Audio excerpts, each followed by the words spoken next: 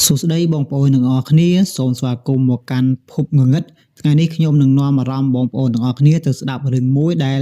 បង្កប់ទៅដោយឈុតឆាកអាថ៌កំបាំង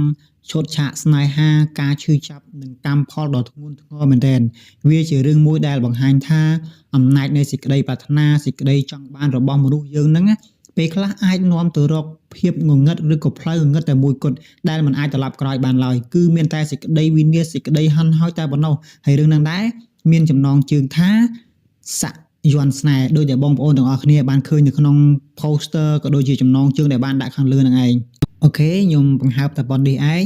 ហើយមុននឹងចូលទៅដល់សាច់រឿងពេញទាំងមូលសូមពឹងបងប្អូនទាំងអស់គ្នាជួយចុច like ជួយចុច subscribe ដាក់ channel ភពងងឹតម្នាក់មួយផងឥឡូវយើងចូលទៅកាន់សាច់រឿងពេញទាំងអស់គ្នារឿងរ៉ាវមួយនេះកើតឡើងយូរហើយដែរតាំងពី15ឆ្នាំមុនមកម្លេះហើយក៏ជាការចែករំលែករបស់បងស្រីម្នាក់ឈ្មោះថាសុជាតាហើយសាច់រឿងនេះគឺពុំមែនជាសាច់រឿងផ្ទាល់ដែលបងស្រីសុជាតាហ្នឹងគាត់ជួបផ្ទាល់នោះទេបានន័យថាបងស្រីសុជាតាហ្នឹងគាត់គឺជាអ្នកចិត្តខាងគាត់គឺជាអ្នកចិត្តដិតឬក៏ជាអ្នកដែលរស់នៅជាប់ផ្ទះគ្នាជាមួយនឹងគ្រួសារមួយគ្រួសារដែលជាគ្រួសាររបស់បងសីហាហើយនិងបងស្រីធីតាហើយបន្តិចទៀតបងប្អូនទាំងអស់គ្នានឹងដឹងថាបងប្រុសសីហាហ្នឹងហើយនិងបងស្រីធីតាហ្នឹងជាអ្នកណាហើយកាលហ្នឹងបងស្រីសុជាតាហ្នឹងគាត់គឺជាមនុស្សម្នាក់ដែលបានឃើញផ្ទាល់បានជួបផ្ទាល់ពីសុភមង្គលដែលរលាយបាត់និងបញ្ចប់ទៅដោយសោកនាដកម្មពីរឿងរ៉ាវរបស់ក្រុមគ្រួសារមួយហ្នឹងទើបបងស្រីសុជាតាហ្នឹងគាត់សម្រេចចិត្តយករឿងមួយនេះមកចែករំលែកមកកាន់ភពងងឹតនឹងឯងដោយសាច់រឿងរបស់យើងមួយនេះគឺចាប់ផ្ដើមឡើងនៅឯទីក្រុងភ្នំពេញមានលោកពូម្នាក់ឈ្មោះថាពូសីហាហើយកន្លែងហ្នឹងដែរខ្ញុំសូមហៅគាត់ថាពូសីណាដើម្បីឲ្យទី1វាខ្លីទី2ដើម្បីសម្រួលក្នុងការនិទានរឿងទាំងអស់គ្នាកាលហ្នឹងពូសីហ្នឹងគាត់មានវ័យប្រហែលជា40ឆ្នាំទៅហើយពូសីហ្នឹងគាត់មានរូបរាងខ្ពស់ស្រឡះហើយការនិយាយស្ដីរបស់គាត់ហ្នឹងគាត់និយាយមកស្រទន់ផ្អែមល្ហែមលើសមនុស្សស្រីទៅទៀតហើយពូសីហ្នឹងគាត់មានឋានៈជាអ្នកគ្រប់គ្រងក្រុមហ៊ុនដ៏ធំមួយនៅក្នុងដៃរបស់គាត់ពូសីគាត់ក៏មិនត្រឹមតែជាអ្នកមានរូបរាងស្រស់សង្ហាខ្ពស់ស្រឡះនិយាយសម្ដីផ្អែមល្ហែមនោះទេថែមទាំងមានសមត្ថភាពក្នុងការធ្វើជាប្តីធ្វើជាស្វាមីដ៏ល្អម្នាក់ចំពោះប្រពន្ធរបស់គាត់ហើយមិនត្រឹមតែប៉ុណ្្នឹងទេពូសីនឹងគាត់គឺជាឪពុកម្នាក់ដែលយកចិត្តទុកដាក់ចំពោះកូនមើលថែកូនរបស់គាត់ខ្លាំងមែនទែនហើយចំណែកឯប្រពន្ធរបស់ពូសីហ្នឹងគឺមានឈ្មោះថាមីងធីតាហើយកន្លែងហ្នឹងខ្ញុំសូមហៅគាត់ថាមីងដាណាដើម្បីឲ្យវាខ្លីងាយស្រួលនិទានងាយស្រួលបងប្អូនទាំងអស់គ្នាស្ដាប់ដូចគ្នា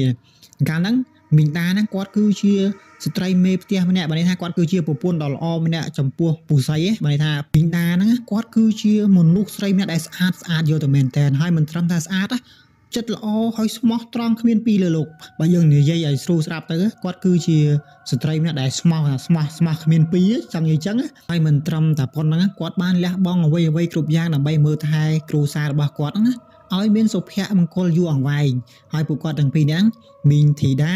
ហើយនឹងពូសីហ្នឹងមីងតាជាមួយនឹងពូសីហ្នឹងគាត់បានរៀបការរយៈពេល15ឆ្នាំមកហើយកំឡុងពេល15ឆ្នាំហ្នឹងគាត់ក៏មានចំណងដៃចំណងអាពាហ៍ពិពាហ៍កូនប្រុសស្រី2នាក់ផងដែរហើយរាល់ល្ងាចពូសីហ្នឹងគាត់តែងតែមកផ្ទះតាន់ពេលវេលារហូតបានន័យថានៅពេលដែលគាត់ចេញពីធ្វើការអញ្ចឹងទៅគាត់តែងតែមកដល់ផ្ទះនៅម៉ោង6គាត់តែងតែមកដល់ផ្ទះម៉ោង6ទៀងពេលរាល់ថ្ងៃតែម្ដងហើយនៅពេលដែលគាត់មកណាគាត់មិនភ្លេចទេគាត់តែងតែទិញផ្កាមកឲ្យប្រពន្ធរបស់គាត់មីងដាហ្នឹងជាទម្លាប់របស់គាត់នៅពេលដែលគាត់ចេញពីធ្វើការ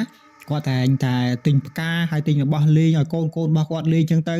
ហើយគាត់តែងតែញ៉ាំបាយជុំគ្នាជាមួយនឹងគ្រួសារជាមួយប្រពន្ធកូនយ៉ាងកក់ក្ដៅនិយាយពីរឿងសាលារៀនកូននិយាយពីរឿងអីផ្សេងដើម្បីបង្កើតភាពស្និទ្ធស្នាលពេញផ្ទះយកតែម្ដងហើយមួយវិញទៀតឲ្យតែរៀងរាល់ចុងសប្ដាហ៍ពួកគាត់ទាំងអស់គ្នាហ្នឹងបានន័យថាមកក្រុមគ្រួសាររបស់ពួកគាត់ហ្នឹងតែងតែដើរលេងនៅតាមខេត្តឬក៏ទៅមើលកូនជាមួយគ្នាហើយពូសីហ្នឹងតែងតែនិយាយពាក្យផ្អែមល្ហែមបង្ហាញពីក្តីស្រឡាញ់ចំពោះគាត់ទៅកាន់ប្រពន្ធរបស់គាត់ណាពូសីហ្នឹងគាត់តែងតែនិយាយថាអូនគឺជាភរិយាដ៏ល្អបំផុតសម្រាប់បងហើយបងពិតជាមានសំណាងណាស់ដែលមានអូននៅក្បែរអីចឹងទៅនេះគឺជាពាក្យផ្អែមល្ហែមដែលពូសីហ្នឹងនិយាយទៅកាន់មីងដាហើយអ្នកជិតខាងដែលរស់នៅក្បែរគាត់ណាក្បែរគ្រួសាររបស់ពូសីហើយនិងមីងដាហ្នឹងតែងតែសើមិនដៃពីមាត់ថាគ្រួសាររបស់ពួកគាត់ទាំងអស់គ្នាហ្នឹងពូសីហើយនិងមីងដាហ្នឹងគឺជាគំរូដ៏ល្អមួយដែលមិនដែលមានរឿងរ៉ាវរកម្មរកុសកើតឡើងនៅក្នុងគ្រួសារឡើយហើយសុភមង្គលមួយហ្នឹងបានគ្របដណ្ដប់ទូទាំងគ្រួសាររបស់ពួកគាត់យកតែម្ដងហាក់បីដូចជាមិនមានអ្វីមកបំបែកមិនមានអ្វីមករង្គោះរង្គើឲ្យពួកគាត់បែកគ្នាឬក៏មានបញ្ហានៅក្នុងគ្រួសារបាននោះទេ តែក្រោយមកបើទោះបីជាគ្រួសារមួយហ្នឹងល្អឥតខ្ចោះបែបណាក៏ដោយសមមកអាក្រក់មួយក៏ចាប់ផ្ដើមលេចឡើងនៅក្នុងគ្រួសាររបស់គាត់ដោយនៅទីក្រុងភ្នំពេញដដែលហ្នឹងមាននារីម្នាក់ឈ្មោះថាមុំខ្ញុំសូមគាត់ហៅថាមីងមុំណាដោយមីងមុំកាលហ្នឹងគាត់មានវ័យប្រហែលជា30ឆ្នាំហើយបើទោះបីជាមីងមុំគាត់មានវ័យរាងក្រាស់ប្រហែលជា30ឆ្នាំហ្នឹងប៉ុន្តែសម្រស់របស់គាត់ពិតជាស្អាតខ្លាំងមែនទែនហើយបើរស់ណាឃើញគាត់ក៏ចង់បានក៏ប្រាថ្នាស្រឡាញ់គាត់ដែរមីងមុំហ្នឹងមិនត្រឹមតែស្អាតមិនត្រឹមតែឆ្លាតប៉ុណ្ណឹងទេមីងមុំគាត់គឺជាអ្នករកស៊ីម្នាក់គាត់គឺជាអ្នកលក់ដូរតាមអនឡាញអីចឹងទៅជាអ្នកលក់លេលក់នេះលក់នោះគាត់លក់ប្រភេទគ្រឿងក្អូបតាមអនឡាញគ្រប់ប្រភេទទាំងអស់ហើយមិនត្រឹមតែប៉ុណ្ណឹងថែមទាំងមានបុរសជាច្រើនតាមស្រឡាញ់តាមញ៉ាយគាត់បែរថាបុរសម្នាក់តាមស្រឡាញ់តាមចង់បានគាត់ញ៉ាយគាត់ពេញនឹងប៉ុន្តែដូចមីងមុំគាត់មិនចង់បានបើន័យថាគាត់អត់ត្រូវចិត្តហើយនៅថ្ងៃមួយហ្នឹងមីងមុំគាត់ក៏សញ្ជឹងគិតគាត់ក៏អង្គុយគិតម្នាក់ឯងគាត់ក៏គិតថាគាត់មានវ័យច្រើនណាស់ទៅហើយគាត់ក៏ឯកាគាត់ចង់បានគ្រួសារមួយគាត់តែងតែប្រាថ្នាចង់បានបុរសម្នាក់ដែលស្រឡាញ់គាត់ដែលមើលថែគាត់បានអាចជួយគាត់បានគ្រប់យ៉ាងអីចឹងណាគាត់តែងតែប្រាថ្នាចង់បានក្តីស្រឡាញ់មួយដ៏ពិតប្រាកដមួយដែលគាត់មិនធ្លាប់បានជួបហើយក្តីស្រឡាញ់ឬក៏ក្តីប្រាថ្នាមួយហ្នឹងបានធ្វើឲ្យគាត់លង់លក់នៅក្នុងក្តីស្រឡាញ់ដ៏ខុសទំនងមួយគាត់បានលួចស្រឡាញ់លោកពូម្នាក់គឺពូសីហានឹងឯងបានន័យថាមីងមុំហ្នឹងគាត់ស្រឡាញ់ប្តីគេគាត់ស្រឡាញ់ពូសីហាហ្នឹងតែគាត់មើលឃើញពូសីហាគាត់និយាយទន់ភ្លន់គាត់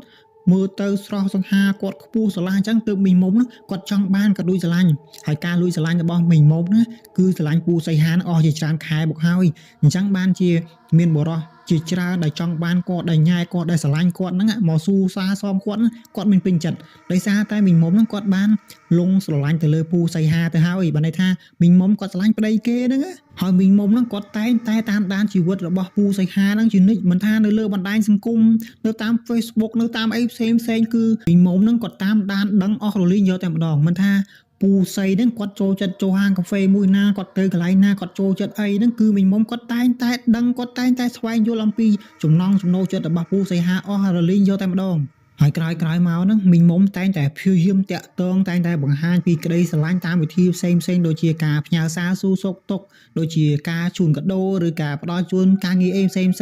តែពូសីហ្នឹងគាត់តែងតែរក្សាគម្លាតនិងបង្ហាញពីភាពស្មោះត្រង់ចំពោះគ្រួសាររបស់គាត់ជានិច្ចហើយពូសីគាត់តែងតែនិយាយទៅកាន់ជាមុំថាអរគុណហើយអាមុំខ្ញុំមានប្រពន្ធកូនហើយខ្ញុំមិនអាចក្បត់ប្រពន្ធកូនឬក៏គ្រួសារខ្ញុំបាននោះទេខ្ញុំស្រឡាញ់ប្រពន្ធកូនខ្ញុំខ្លាំងណាស់អញ្ចឹងណាពូសីគាត់តែងតែនិយាយអញ្ចឹងទៅកាន់ជាមុំវិញប៉ុន្តែចាមុំហ្នឹងពេលឮពូសីនិយាយបែបហ្នឹងហើយចាមុំគាត់ឈឺចាប់ខ្លាំងមែនទែនហើយនឹងអស់សង្ឃឹមកាន់តែខ្លាំងទៅមនុស្សដែលស្រឡាញ់គេម្នាក់ឯងវាឈឺចាប់ខ្លាំងណាស់មែនទេគាត់តែងតែគិតម្នាក់ឯងថាគ្មានថ្ងៃណាពូសីហ្នឹងនឹងងាកមកស្រឡាញ់គាត់នោះទេយប់គាត់តែងតែយំម្នាក់ឯងសោកសៅម្នាក់ឯងនៅសម័យថាពូសីហ្នឹងគឺជាប្តីរបស់គាត់តែតែគិតបែបហ្នឹងហើយគំនិតដែលអវិជ្ជមានមួយហ្នឹងបានចូលមកលងបន្លាចគាត់ស្ទើរតែរាល់ថ្ងៃនិយាយរួមទៅគាត់គិតចង់បានពូសីហ្នឹងខ្លាំងមែនតើទើបធ្វើឲ្យចិត្តរបស់គាត់នេះជំរុញឲ្យគាត់ហ្នឹងហ៊ានធ្វើអ្វីគ្រប់បែបយ៉ាងដើម្បីសម្រេចបំណងខ្លួនឯងហ្នឹងហើយក្រោយមកទៀតមីងមុំហ្នឹងគាត់ក៏បានណាត់ជួបមិត្តភក្តិរបស់ពួកគាត់ហ្នឹងនៅហាងកាហ្វេមួយកន្លែងដោយមីងមុំហ្នឹងគាត់បាននិយាយពីរឿងរ៉ាវដែលគាត់ចង់បានពូសីហ្នឹងគាត់ស្រឡាញ់ពូសីខ្លាំងស្រឡាញ់គេតែម្នាក់ឯងហ្នឹងណាគាត់ក៏បានរៀបរាប់រឿងរ៉ាវទាំងអស់ហ្នឹងទៅកាន់មិត្តភក្តិរបស់ពួកគាត់ហើយមានមិត្តភក្តិរបស់គាត់ម្នាក់ហ្នឹងគឺគេមានបទពិសោធន៍ខាងអបិយជំនឿហ្នឹងនិយាយរួមទៅគេធ្លាប់ឆ្លងកាត់គេមានបទពិសោធន៍ខាងផ្លូវក្នុងគេក៏បានណែនាំមីងមុំហ្នឹងទៅរកលោកយាយម្នាក់ដែលជាគ្រូម្នាក់ដែលខ្លាំងឈ្មោះថាយាយម៉ែវដែលយាយម៉ែវហ្នឹងគឺជាគ្រូខ្មៅដ៏ល្បីល្បាញម្នាក់ប្រចាំតំបន់មួយហ្នឹងដោយយាយម៉ែវម្នាក់ហ្នឹងគាត់ពូកែខាងធ្វើស្នេហ៍សន្តិដ្ឋនិយាយរួមអន្តងស្នេហ៍ឲ្យគេមកស្រឡាញ់អីចឹងហើយដំបូងឡើយជាមុំគាត់ក៏មានអារម្មណ៍ថាគាត់ស្ទាក់ស្ទើរគាត់ខ្លាចបាបពីរឿងអបិយជំនឿទាំងអស់ហ្នឹងតែដោយសារចិត្តស្រឡាញ់ខ្លាំងពេកនិងក្តីអស់សង្ឃឹមគាត់ក៏សម្រេចចិត្តទៅរកលោកយាយម៉ែវម្នាក់ហ្នឹងហើយក្រោយមកមីងមុំហ្នឹងគាត់ក៏មិនចាំយូរគាត់ក៏សម្រេចចិត្តទៅរកកន្លែងយាយម៉ែវហ្នឹងទីកន្លែងរបស់យាយម៉ែវម្នាក់ហ្នឹងគឺនៅឆ្ងាយមែនទែនជាទូទៅបងប្អូនគិតមើលថាកន្លែងដែលគ្រូខ្លាំងកន្លែងដែលគេធ្វើស្នេហ៍ធ្វើអីផ្សេងហ្នឹងគឺតែងតែនៅឆ្ងាយដាច់ស្រយាលពីគេគឺពួកគាត់នឹងមិនចូលចិត្តនៅកន្លែងទីប្រជុំជនឬក៏កន្លែងណាដែលមានមនុស្សច្រើននោះទេគឺតែងតែទៅរកកន្លែងណាដែល ជាទីស្ងប់ស្ងាត់ហើយនៅឆ្ងាយដាច់ស្រយាលឆ្ងាយពីគេហើយអំឡុងពេលដែលពួកគាត់ធ្វើដំណើរហ្នឹងបានន័យថាមីងមុំគាត់ទៅជាមួយនឹងមិត្តភ័ក្តិរបស់ពួកគាត់អញ្ចឹងទៅហើយអំឡុងពេលដែលគាត់ធ្វើដំណើរទៅតាមផ្លូវហ្នឹងគឺផ្លូវដែលទៅរកផ្ទះយាយមាវម្នាក់ហ្នឹងគឺវាពិតជាស្ងាត់ខ្លាំងមែនទែនហើយកំឡុងពេលដែលពួកគាត់ទាំងអស់គ្នាកំពុងតែធ្វើដំណើរទៅរកផ្ទះយាយមាវម្នាក់ហ្នឹងគឺបានឮសំឡេងសត្វទីទុយយំបូករួមជាមួយនឹងសំឡេងខ្យល់បក់រស៊ីស្លឹកឈើផាត់មករប៉ាត់រប៉ាយឡើងពេញហ្នឹងហើយទីបំផុតពួកគាត់ទាំងអស់គ្នាហ្នឹងក៏បានទៅដល់ខ្ទមមួយដែលមានសភាពទ្រុឌទ្រោមខ្លាំងមែនទែនដែលខ្ទមមួយហ្នឹងគឺជាខ្ទមរបស់យាយមាវនឹងឯងហើយដល់ពេលដែលពួកគាត់មើលទៅមីងមាវគាត់មើលទៅចំអាខ្ទមមួយហ្នឹងមានពលឺភ្លឹមភ្លែតពីប្រហោងក្នុងដែលឆាំងចេញពីជញ្ជាំងផ្ទះជញ្ជាំងខ្ទមមួយហ្នឹងអាពលឺភ្លឹមភ្លែតដែលគាត់មើលឃើញហ្នឹងមើលទៅវាហាក់បីដូចជាមានវិញ្ញាណអ្វីដែលកំពុងហោះការពារខ្ទមមួយហ្នឹងហើយអាខ្ទមក៏ដូចជាអាស្រមរបស់យាយមាវហ្នឹងហុំព័ទ្ធទៅដោយដើមឈើធំមានមើលធៀងបាក់បែកមកពីលើបែរថា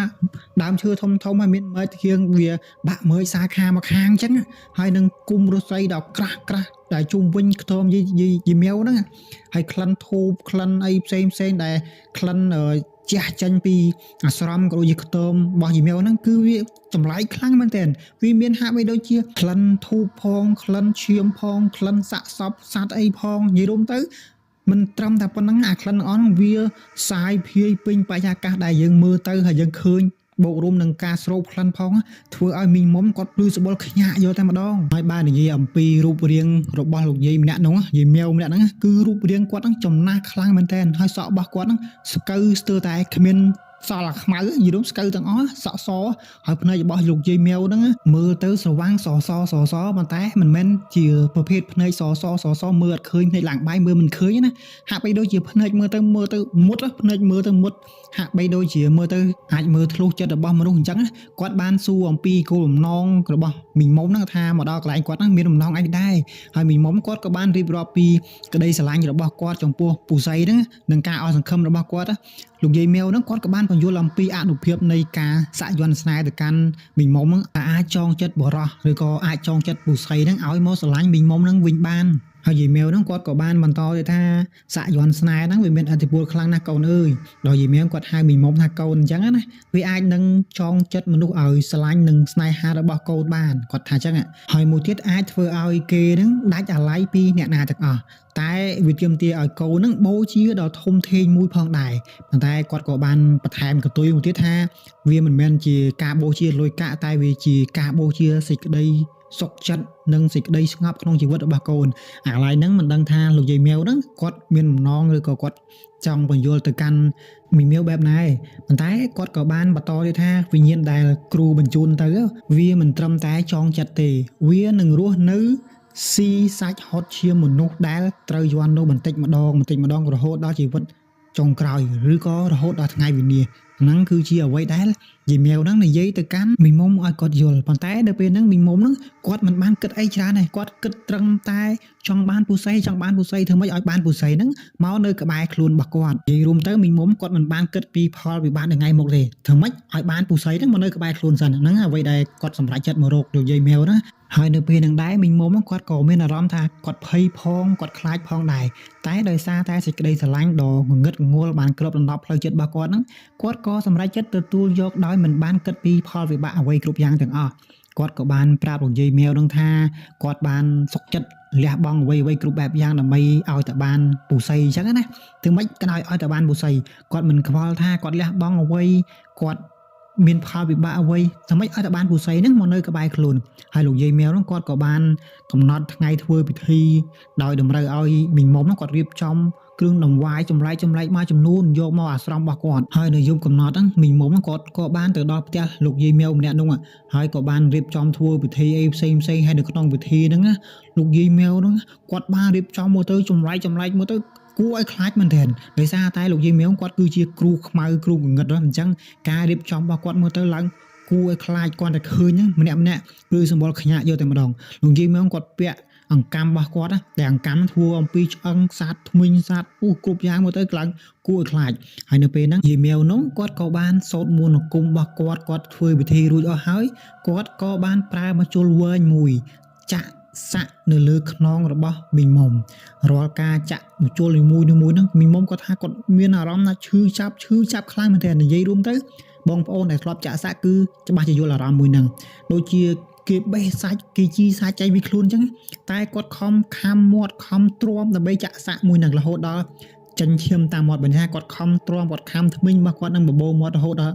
ដាច់រហូតដល់ចិញ្ចៀមអញ្ចឹងណាហើយក៏គាត់ថាទឹកភ្នែកហូរដោយមិនដឹងខ្លួនវាឈឺពេកហើយការចាក់សាក់មួយហ្នឹងក៏បានរួចរាល់នៅលើស្បែកខ្នងរបស់ចាមុំហ្នឹងរបស់មីងមុំហ្នឹងហើយយាយម៉ែវហ្នឹងគាត់ក៏បានប្រាប់មីងមុំហ្នឹងថាវិញ្ញាណស្នេហ៍ដែលគាត់បានធ្វើពិធីហ្នឹងគាត់បានដាក់បញ្ចូលនៅក្នុងយ័ន្តមួយនោះហើយអញ្ចឹងមីងមុំពេលហ្នឹងគាត់មានអារម្មណ៍ថាខ្នងរបស់គាត់ហ្នឹងគឺតិចស្រេបយកទៅមែនតែនហាក់បីដូចជាមានអ្វីមួយចូលនៅក្នុងខ្លួនរបស់គាត់អញ្ចឹងហើយត្រង់ចំណុចហ្នឹងសូមបញ្ជាក់ថាចំពោះបងប្អូនស្រីដែលបានសាក់យ័ន្តនៅលើខ្លួនហ្នឹងមិនមែនថាគាត់សុទ្ធតែជាបញ្ចុះយ័ន្តស្នេហ៍នៅក្នុងខ្លួនទេណាគឺអ្នកខ្លះសាក់ដោយមានមូលហេតុរបស់គាត់អ្នកខ្លះសាក់ដោយការស្រឡាញ់ការចូលចិត្តរបស់គាត់អញ្ចឹងទៅហើយនៅក្នុងសាច់រឿងមួយនេះគឺយើងនិយាយអំពីការសាក់យ័ន្តស្នេហ៍របស់មីងមុំនោះទេហើយបន្តមកទៀត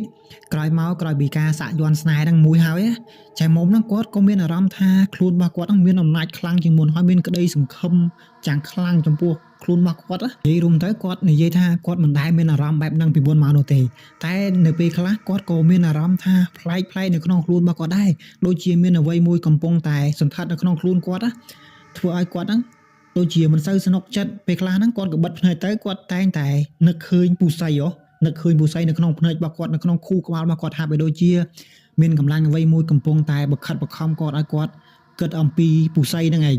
ហើយក្រោយមកគាត់ក៏ចាប់ផ្ដើមមានអារម្មណ៍ថាខ្លួនរបស់គាត់ណាមិនដូចជាខ្លួនរបស់គាត់នោះឡើយហើយបន្ទាប់ពីហ្នឹងមកប្រហែលថ្ងៃក្រោយមកពូស័យហ្នឹងគាត់ក៏ចាប់ផ្ដើមផ្លាស់ប្ដូរដែលពូស័យហ្នឹងគាត់ធ្លាប់តែមិនអើពើជាមួយនឹងមីងមុំបែរជាចាប់ផ្ដើមនឹកឃើញមីងមុំដំបូងឡើយគាត់គ្រាន់តែផ្ញើសារសួរសុខទុក្ខគ្នាធម្មតាណាបន្ទាប់មកគាត់ក៏បានចាប់ផ្ដើមតែទូរស័ព្ទទៅមីងមុំញឹកញាប់ជាងមុនហើយក្រោយមកទៀតពូស័យក៏ចាប់ផ្ដើមរកលេសដើម្បីជួបមីងមុំណាគាត់បានទៅកន្លែងធ្វើការរបស់មីងមុំគាត់ទៅញ៉ាំកាហ្វេជាមួយមីងមុំហើយជារឿយៗហ្នឹងគាត់ក៏បានទៅលេងផ្ទះជាមួយមីងមុំអញ្ចឹងទៅបានន័យថានៅពេលដែលគាត់ចេញពីធ្វើការដោយរាល់ដងហ្នឹង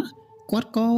ហួសទៅផ្ទះមីងមុំគាត់មិនបានទៅផ្ទះទេអញ្ចឹងនៅពេលដែលគាត់ចេញពីធ្វើការហ្នឹងគាត់ហួសទៅផ្ទះមីងមុំទៅលេងមីងមុំយកតែម្ដងហើយក្នុងកំឡុងពេលហ្នឹងជីវិតគ្រួសាររបស់ពូស័យក៏ចាប់ផ្ដើមប្រែប្រួលមួយថ្ងៃទៅមួយថ្ងៃឆាប់រហ័សយកមែនទែនដោយពូស័យហ្នឹងធ្លាប់តែត្រឡប់មកផ្ទះតាន់ពេលល្ងាចធ្លាប់តែមកបាយពេលល្ងាចជាមួយប្រពន្ធកូនជាមួយគ្រួសារអីចឹងណាឥឡូវហ្នឹងគាត់លែងមកតាន់ពេលវេលាគាត់លែងមកបាយដូចមុនហើយពេលខ្លះនៅពេលដែលគាត់មកបាយផ្ទះមកជួបគ្រួសារគាត់មកជួបកូនរបស់គាត់ណាគាត់មើលទៅប្រពន្ធកូនរបស់គាត់ដោយភ្នែកទទេប៉ុន្តែថាគាត់លែងមានក្តីស្រឡាញ់លែងមានសេចក្តីអាណិតលែងមាន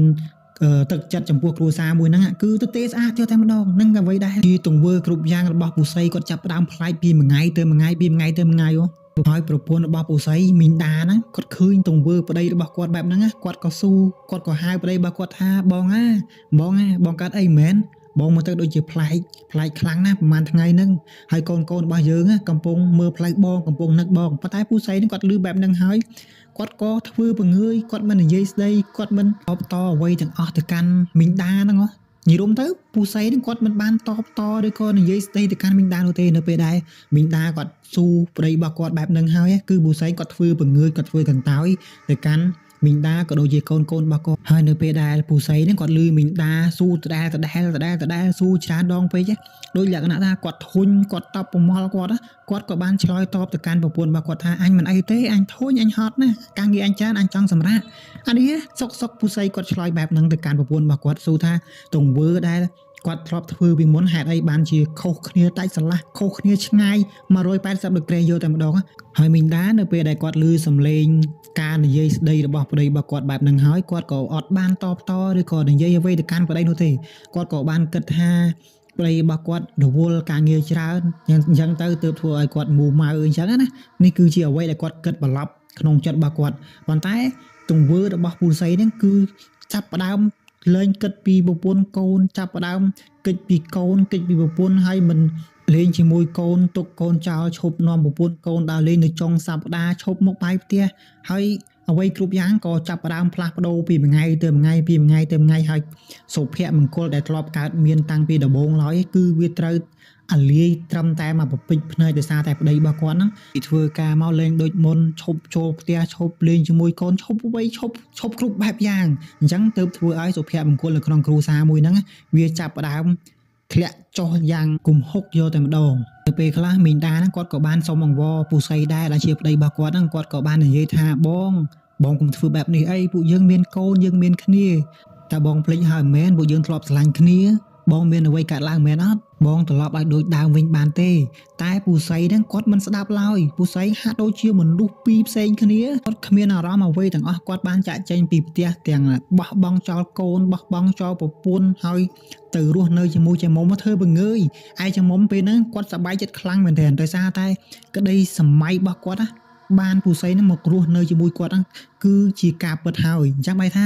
ការសម័យការចង់បានរបស់ចមុំរបស់មីងមុំណាគឺគាត់ចង់បានពូសីមករស់នៅក្បែរខ្លួនរបស់គាត់ហ្នឹងគឺជាការពិតគឺគាត់បានបំពេញក្តីសម័យរបស់គាត់អញ្ចឹងពេលហ្នឹងមីងមុំគាត់សប្បាយចិត្តសប្បាយខ្លាំងមែនតើដោយសារតែគាត់បានបំពេញក្តីសម័យរបស់ពូគាត់តែអាសុភមង្គលមួយហ្នឹងអាសុភមង្គលរបស់មីងមុំហ្នឹងគឺវាមិនបានយូរអង្វែងនោះទេគឺបានតែមួយរយៈពេលខ្លីក្រោយពីហ្នឹងមួយរយៈមកបញ្ហាជាច្រើនក៏បានចាប់ផ្ដើមកើតឡើងចំពោះគ្រួសារមីងមុំហើយដំបូងឡើយហ្នឹងពូសៃគាត់ចាប់ផ្ដើមកាន់តែប្រែប្រួលខ្លាំងពីមួយថ្ងៃទៅមួយថ្ងៃគាត់មានអាការៈឈឺចាប់ផងគាត់មានអាការៈបែកញើសជោកពេញខ្លួនពេលខ្លះដូចជាមនុស្សត្រូវខ្មោចចូលហើយពេលខ្លះទៀតគាត់តែងតែដើរនិយាយម្នាក់ឯងមកមើលមកមាយម្នាក់ឯងចឹងទៅហើយសម្លក់កែវភ្នែកសម្លឹងមកកាន់មីងមុំចឹងសម្លឹងដូចជាមានអ្វីនៅលើខ្លួនមីងមុំពូសៃចាប់ផ្ដើមសម្លក់មីងមុំហាក់បីដូចជាមានអ្វីនៅក្នុងខ្លួនមីងមុំចឹងណាសម្លក់មីងមុំសម្លក់យកមែនតើពេលខ្លះពូសៃគាត់ក៏បានដើរនិយាយម្នាក់ឯងហើយសកម្មភាពរបស់គាត់ប្លែកចម្លែកហើយរូបរាងកាយរបស់គាត់ចាប់ផ្ដើមស្លេកស្លាំងទៅហាក់បីដូចជាមនុស្សមិនបានហូបអីមិនបានញ៉ាំអីចឹងអត់បាយអត់ទឹកហូបអីមិនបានឈឺខ្លាំងរីងរៃស្គមភ្នែកឡើងសពេញនឹងនិយាយរួមទៅគឺជាមនុស្សម្នាក់ដែលស្គមរីងរៃអស់កម្លាំងធ្វើអ្វីមិនកើតហើយពេលខ្លះទៀតគាត់ចាប់ផ្ដើមវាយដំខ្លួនឯងដូចថាសុកគាត់វាយខ្លួនឯងដូចថាមានអ្វីមកគ្រប់គ្រងសតិរបស់គាត់ធ្វើឲ្យគាត់គ្រប់គ្រងខ្លួនឯងមិនបានណាហើយនៅពេលយប់ពូសៃគាត់ចាប់ផ្ដើមធ្ងោចាប់ផ្ដើមស្រែកយំពេញនឹងហាក់បីដូចជាមានអ្វីកំពុងតែចាក់ពីក្នុងខ្លួនរបស់គាត់ហើយពេលខ្លះក្លិនខ្លួនរបស់គាត់ចាប់ផ្ដើមអាប់អ៊ូមិនដូចពីមុនណាហាក់បីដូចជាក្នុងខ្លួនរបស់គាត់ហ្នឹងមានក្លិនស្អុយរលួយអ្វីមួយយ៉ាងចេញពីខាងក្នុងមកហើយចំណែកឯមីងមុំវិញមីងមុំក៏ចាប់ផ្ដើមជួបរឿងចម្លែកជាច្រើនផងដែរហើយរឿងរ៉ាវដែលគាត់បានឃើញគាត់បានជួបហ្នឹងគឺមីងមុំហ្នឹងគាត់បានលឺសពឃើញប្រពន្ធនិងកូនរបស់គ្រូសារបស់ពូសីហ្នឹងមកយំសោកនៅក្បែរខ្លួនរបស់គាត់ហ្នឹងដូចថានៅក្នុងយូសបហ្នឹងគឺគាត់បានឃើញប្រពន្ធនិងកូនរបស់ពូសៃហ្នឹងមកបន្ទោសគាត់ថាមិនគូយកប្តីគេទេមិនគូយកប៉ាគេទេមកយំសោកក្បែរនឹងខ្លួនរបស់មីងមុំហ្នឹងវាហាក់ដូចជាមើលទៅពួកគាត់កំពុងតែបន្ទោសកំពុងតែខឹងកំពុងតែលងបន្លាចនៅក្នុងយូសបអញ្ចឹងណាប៉ុន្តែគ្រួសាររបស់ពូសៃប្រពន្ធរបស់ពូសៃហ្នឹងហើយកូនរបស់គាត់មិនទាន់បានស្លាប់ទេប៉ុន្តែយើងគិតមើលថាហេតុអីបានជាមីងមុំហ្នឹងគាត់សុបិនឃើញគាត់លឺសពឃើញគ្រូសាក៏ដូចជាប្រពន្ធនិងកូនរបស់ពូសៃហ្នឹងនៅក្នុងសុបិនរបស់គាត់មកយំសោកនៅក្បែរខ្លួនរបស់មីងមុំហ្នឹងយើងគិតមើលថាហេតុអីអាហ្នឹងច្បាស់ជាវាមានមូលហេតុរបស់វាមែនទេហើយវាមិនត្រឹមតែប៉ុណ្្នឹង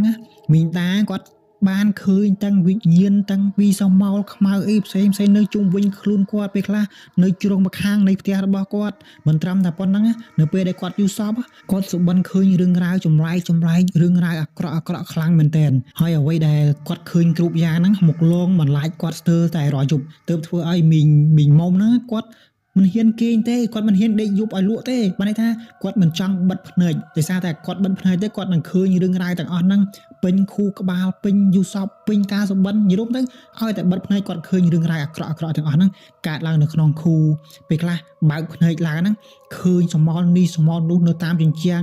អញ្ចឹងនៅក្នុងកំឡុងពេលហ្នឹងបើទោះបីជាមានពូសៃនៅក្បែរខ្លួនក៏ដោយតែជាមុំហ្នឹងគាត់ក៏មិនមានអារម្មណ៍ថាវាមានក្តីសុខពិតឡើយតែសារតែគាត់មានអារម្មណ៍ថាជីវិតរបស់គាត់ហ្នឹងកំពុងតែត្រូវបៀតបៀនអ្វីមួយយ៉ាងដែលមិនអាចមើលឃើញនៅខាងក្នុងបានណា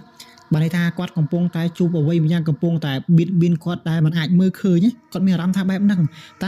ែគាត់មានវិបដិសារីយ៉ាងខ្លាំងចំពោះទង្វើរបស់គាត់គាត់មានអារម្មណ៍ថាខ្លួនគាត់ហ្នឹងខុសដែរហើយមីងមុំហ្នឹងគាត់នៅតែព្យាយាមលួងលោមពូសីតែពូសីនៅពេលដែលមីងមុំគាត់លួងលោមព្យាយាមលួងលោមមើលទៅសកម្មភាពរបស់ពូសីហ្នឹងដូចជាមិនស្គាល់មីងមុំណាពេលហ្នឹងមីងមុំហ្នឹងគាត់នៅតែព្យាយាមលួងលោមហើយលួងលោមទៀតប៉ុន្តែពូសីនៅតែដដែលអត់ស្គាល់មីងមុំនោះទេអត់ស្គាល់ហើយពូសីគាត់តែងតែនិយាយខ្លួនឯងមកទាំងមមីមកមើលនិយាយអត់ដឹងច្បាល់ដឹងខ្ទុយអីនោះទេពេលខ្លះគាត់ក៏និយាយថាខ្ញុំនឹកប្រពន្ធខ្ញុំខ្លាំងណាស់នឹកប្រពន្ធខ្ញុំខ្លាំងណាស់ខ្ញុំនឹកប្រពន្ធខ្ញុំនឹកកូនហេតុអីខ្ញុំនៅនឹងហេតុអីខ្ញុំនៅនឹងអាពេលហ្នឹងមីងមុំគាត់លឺពាក្យទាំងអស់ហ្នឹងហើយគាត់ឈឺចាប់ខ្លាំងណាស់ឈឺចាប់ជាងដាច់ខ្យល់ទៀតហើយក្រោយមកហ្នឹងអាការៈរបស់ពូសីកាន់តែធ្ងន់ធ្ងរទៅគាត់ស្គមរីងរៃដូចជាមានតែសាច់ហើយឈាមអញ្ចឹងណាលក្ខណៈថាយើងនិយាយឲ្យស្រួលស្ដាប់ទៅមានតែស្បែកដណ្ដប់ឆ្អឹងអញ្ចឹងណាហើយពូសីគាត់ចាប់ផ្ដើមមានអាការៈនិយាយអត់ច្បាស់ដូចមុនពេលខ្លះគាត់ក៏ស្លាប់បាត់បង់ស្មារតីហើយនៅពេលហ្នឹងមីងមុំហ្នឹងគាត់ក៏ចាប់ផ្ដើមយកពូសីទៅមន្ទីរពេទ្យគាត់យកទៅមន្ទីរពេទ្យស្ទើរតែគ្រប់មន្ទីរពេទ្យប៉ុន្តែពេទ្យណាក៏មើលពូសីនឹងមិនជាដែរបានត្រឹមតែប្រាប់ថាពូសីគាត់ស្គមខ្លាំងគាត់ខ្សោយខ្លាំងគាត់បានត្រឹមតែចាក់ថ្នាំកម្លាំងចាក់ថ្នាំនេះថ្នាំនោះប៉ុន្តែมันអាចមើលពូសីនឹងឲ្យជាដូចដើមបាននោះទេនៅពេលហ្នឹងមីងមុំគាត់អស់កម្លាំងគាត់អស់សង្ឃឹមខ្លាំងមែនទែនគាត់បានព្យាយាមរកនឹករឿងរ៉ាវទាំងអស់ដែលលោកយាយម៉ែវហ្នឹងបាននិយាយហើយគាត់ក៏សម្រេចចិត្តត្រឡប់ទៅខ្ទមក៏ដូចជាអាស្រមរបស់លោកយាយម៉ែវម្នាក់នោះទាំងសង្ឃឹមថាលោកយាយម៉ែវម្នាក់នោះនឹងអាចជួយពូសីបាននៅពេលដែលមីងមុំហ្នឹងគាត់បានទៅដល់ខ្ទមក៏ដូចជាអាស្រមរបស់យាយម៉ែវម្នាក់នោះយាយម៉ែវម្នាក់ហ្នឹងគាត់ក៏បាននិយាយថាកូនអើយយ័ន្តនោះបានចូលជ្រៅទៅក្នុងខ្លួនក៏ដូចជាវិញ្ញាណរបស់បុរសម្នាក់នោះហើយអាបុរសម្នាក់ហ្នឹងបានន័យថាពូសីហ្នឹងឯងនិយាយហ្នឹងគាត់បានបន្តទៅថាវិញ្ញាណដែលគ្រូបញ្ជូនទៅហ្នឹងវាមិនត្រឹមតែចងចិត្តនោះទេវាកំពុងតែស៊ីសាច់ហត់ឈាមបន្តិចម្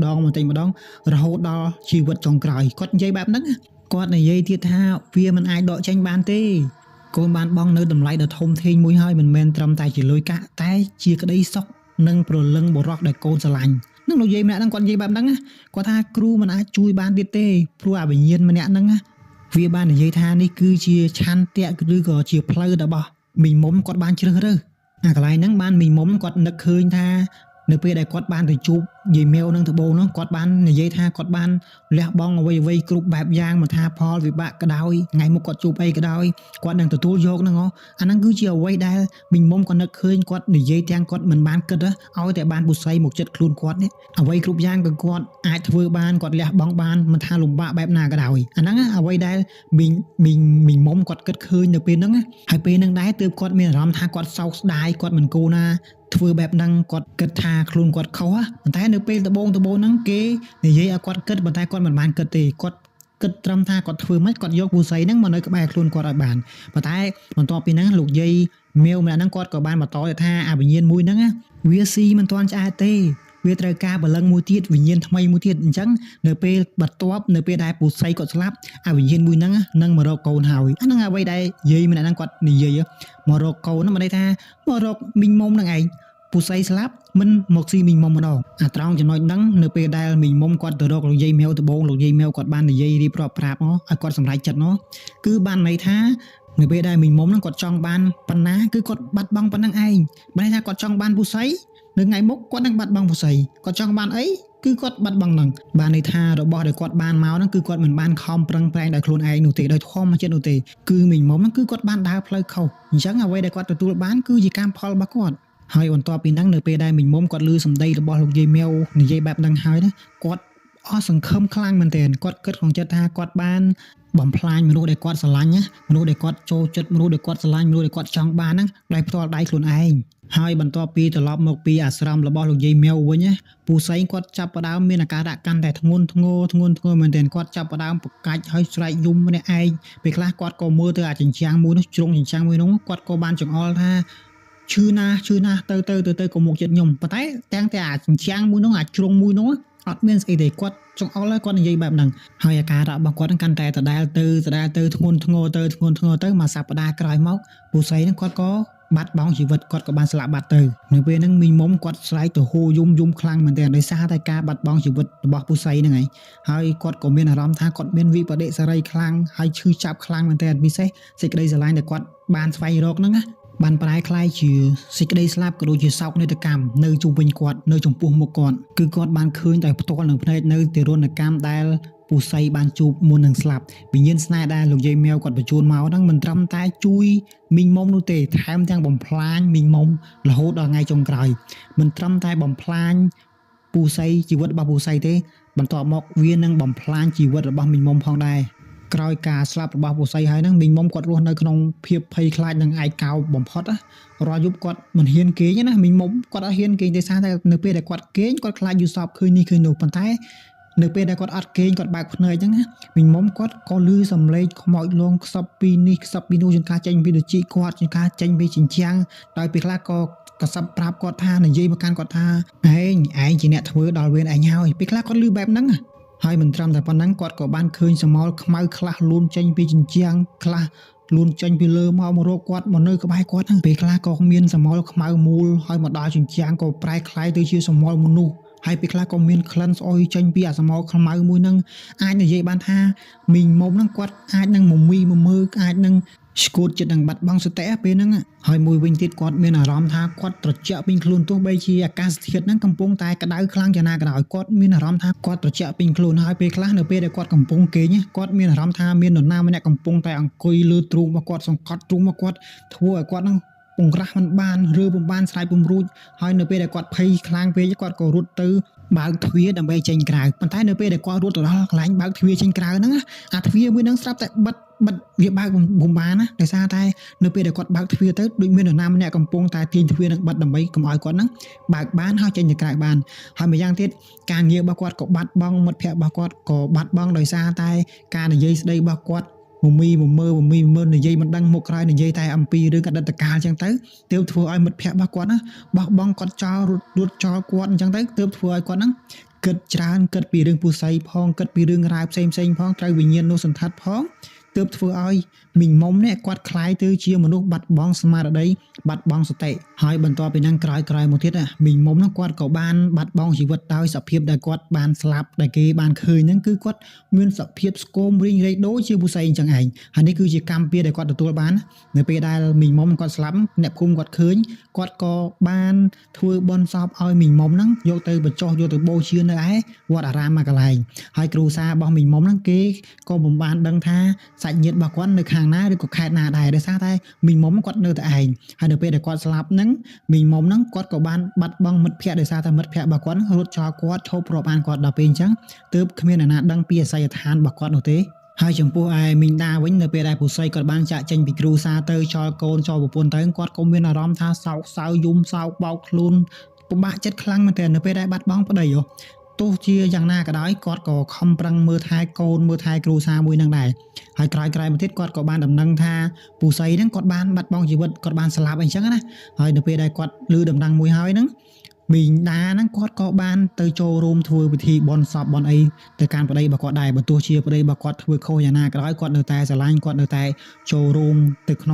ងកម្មវិធីបុណ្យសពរបស់ប្តីគាត់ដែរហើយបើតាមការបញ្ជាក់របស់បងស្រីសុគីតាគាត់ក៏បាននិយាយថាមីងដាហ្នឹងមីងដាគាត់ក៏ដឹងថាប្តីរបស់គាត់ខុស